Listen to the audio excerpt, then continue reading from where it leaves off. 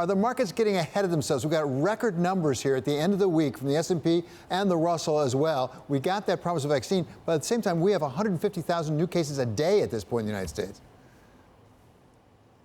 Who knows for sure, but I think it's important to remember that at least 90% of the value of the market, and probably 95% of the value of the market, is from earnings that companies are going to generate sometime after 9 months from now.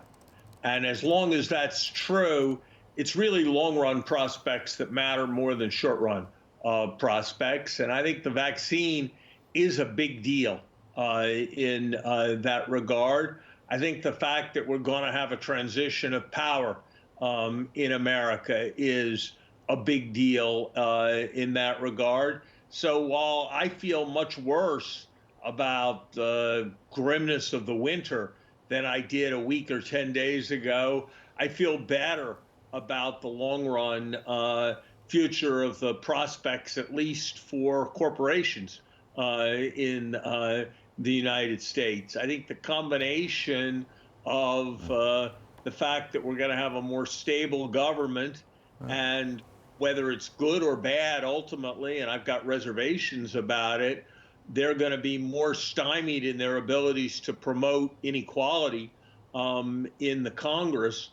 That combination is pretty benign from the point of view of corporate interests, and that's, of course, what the stock market reflects. Yeah, and Steve, what about that transition? It's not as abrupt a transition as we thought. It looks right now, at least, like the Senate may well remain in Republican hands. What does that say about the possibility of stimulus, which a lot of people thought we needed rather badly, including to deal with the COVID-19 problem? Yeah, I think I agree with everything Larry said, and I think adding stimulus or lack of stimulus into the equation is an important part of trying to understand the market. I'm not going to make short-term predictions either, but I would note that essentially on the same day, we had the announcement of the vaccine and we had the news that we were going to have divided government, which the market, I think, correctly interpreted to mean we were going to have a lot less stimulus, and that sent interest rates down, even as the vaccine, in theory, should have been more bullish for the economy. And so it was almost like the opposite of a perfect storm for the market, in that it had two good things happen more or less at the same time: low interest rates, which are very bullish for the market, as well as the real prospect for the first time of a vaccine that could be a game changer within a reasonable time horizon. So, Larry, what about the interest rate issue, and particularly the yield curve? Because it really steepened. It's come off that a little bit toward the end of the week. But is that yield curve telling us anything relevant right now? You know, these movements are big in the slope of the yield curve relative to what we've seen lately. But by the standards of the longer term of economic history, these movements of 10, 20 points, if that, in the yield curve aren't that immense. So I wouldn't overdo the significance of those movements. And of course, movements in the yield curve are different when they're about real interest rates than when they're about nominal interest rates. I do think we're at risk of making a consequential error in not providing more stimulus. It may be that we'll be okay because there's a lot of cash that got built up from unspent stimulus in the past, but it may be that we're not okay. And so I think we're taking much more of a risk of a double dip than is prudent.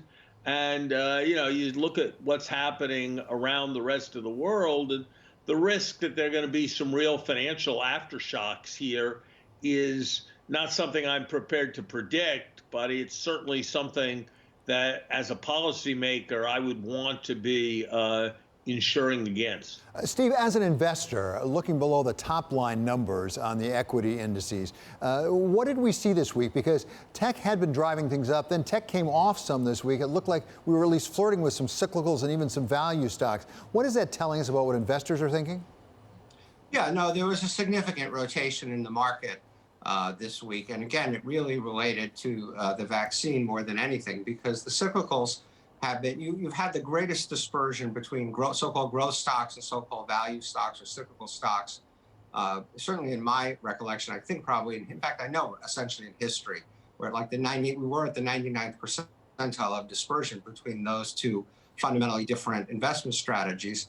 And when the market perceived that there was a light at the end of the so-called tunnel, two interesting things happened. First, the cyclical stocks rallied enormously. You had airlines up 25% in one day, hotel stocks, leisure stocks, everything that has been really beaten up because of the virus. And at the same time, ironically, you had the growth stocks come off because people perceived that there might be less use of these things going forward. So you had Zoom stock go down, I think, 14% the first day after all this hit the news. And so markets, Larry and I have had many discussions about the efficiency of markets, but this was a case where the market suddenly woke up and decided the world was going to be different than what it thought it was going to be, and you saw stock prices adjust accordingly. Larry, we are on the border of a new era here with a new president, maybe a divided government, we'll see. But nevertheless, we're turning a chapter here. As a practical matter, what do you think the chances are that the Biden presidency, whether it's 1 term or 2 years, could be consequential? I think that it will be made consequential by the magnitude of the events that going to deal with. It's going to deal with a reconceptualization of some kind of the U.S. relationship with China. These are going to be crucial years for the global effort on climate change. Make no mistake, the expected return time of some kind of pandemic threat, this is nowadays more like a once every 15-year thing than like a once every 50-year thing. And the world's going to have to get it together to be ready for the next one or not. And that's going to depend on what happens in a Biden administration. Perhaps most fundamentally, Abraham Lincoln talked about government by the people and government for the people. And he assumed that those two things went together. And you saw in the number of people who voted for Donald Trump, what you saw in Brexit, what you saw in Bolsonaro's election in Brazil, what you've seen with Modi in India, what you see in the greater attraction of the Chinese model to people around the world, what you see in the number of young people in the United States who profess not to believe in democracy as the best system, is increasing doubt about the proposition that government by the people will always be the best government for the people. And fundamentally, that's the task of this administration, to reconvince people of that Central American premise, both in the United States and around the rest of the world. So I think succeed or fail, this is likely to be a very, very consequential presidency, and I'm optimistic, but no one can be certain. Well, everyone has to hope for success, Steve, but as a practical matter, can President Biden deal with a Mitch McConnell if he is majority leader and make it a government for the people? Whatever one could say about that means, can he make fundamental change in what we're doing in this country? That's exactly my concern about this, and I don't want anything else I say in this show at all to sound partisan, but I would say the following, which is that I understand why the markets, to some degree, and lots of people that we all know, think divided government isn't such a bad idea, checks and balances, limitation on what the president could do. But I worry a lot about, I agree with everything Larry said about the fears about democracy, the threats to democracy, the concerns that there may be a better system, that democracy isn't working. You look at China's success in getting past the virus and the way their economy is going to grow this year, unlike the way any other developed country is going to grow this year. There's a lot to worry about democracy. And I worry that divided government isn't going to help. We are living in an ultra-partisan environment. There have been, you could count on one hand probably the number of bills that have been passed by Congress in the last 4 years that had any kind of bipartisan support of one kind or another. Larry will be able to speak to this better than I can, but we were both in Washington in 2009 when the Democrats had 60 votes in the Senate until Teddy Kennedy died in August of 2009. And even then, it required Herculean efforts by many people in the administration to get even what got passed. Right. And so I think that this sort of slightly halcyon idea, which the president-elect has embraced, and I commend him for his optimism that somehow he's going to bring the two sides together, is I find quite daunting and quite scary, because the risk of Right. failure is high, and that will not leave us in a great place. At the same time, Larry, there are some things that the president and his cabinet could do almost without the support of the Congress. You wrote a memorandum, as it were, to the next Treasury Secretary, whoever that is, for the Peterson Institute for International Economics this week, in which you gave some advice about the international leadership we could give economically. That might not require full congressional support.